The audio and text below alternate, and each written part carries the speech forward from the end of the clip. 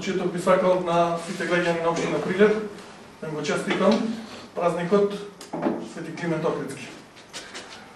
Денешна пресконференција беше свикана од општинската организација и јас како пратеник и спровоциран од дебатата која што се водеше вчера во Собранието на Република Македонија по повод проектот Скопје 2014. Почитувани представници на медиумите, Македонија ги доживува своите најцрни денови и ги испишува најтемните страници од својата историја. Тргнувајќи од економијата, здравството, социјалата, образованието, јавната администрација, судството, работите во државата пукаат по сите шавови. Причина за тоа е криминалниот режим на владата на Груевски. Почитувани, досега владата на Груевски замислете има потрошено над 200 милиони евра народни пари за забеганиот проект Скопје 2014. Иако повеќе од 65% од граѓаните на Република Македонија се против овој проект, владата на Груевски упорно продолжува да форсира нешто од кое што профит ќе има само Груевски владата.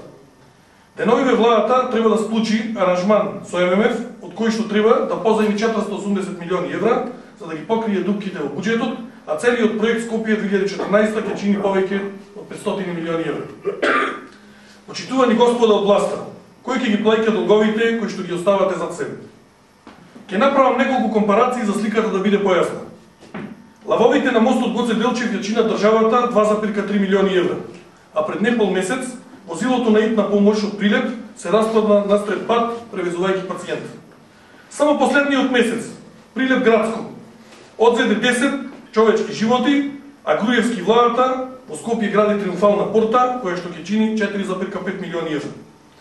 Јас поднесов еден амандман за доизградба на патот Прилеп градско и побарав 1,5 милиони евра, а пратениците на ВМРО ДПМНЕ гласаа против мојот амандман, а поддржаа скулптури, лавови и коњи.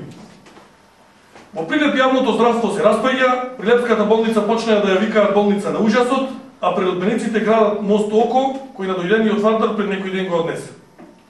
Во саботата, нерешените урбанистичко-комунални проблеми над прилепските улици во центарот на градот пливаа од смет и фекалии, 10 кујки во населбата Тризла беа поплавени. Патот Прилеп Кривогаштани наликуваше на едно големо езеро, а за узданата власт во Скопје гради музеј на ВМРО во кој ќе има восочни фигури.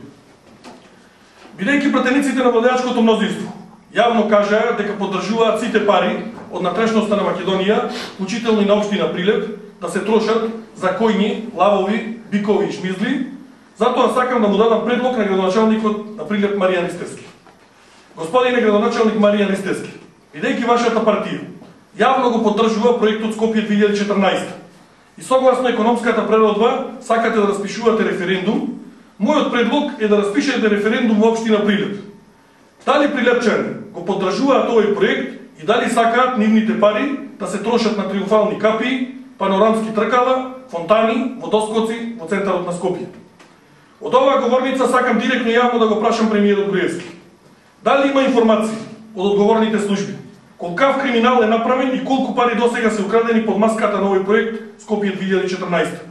Господа од ДПМНЕ, доста е. Ајде да одиме на избори. Благодарам. Дали имате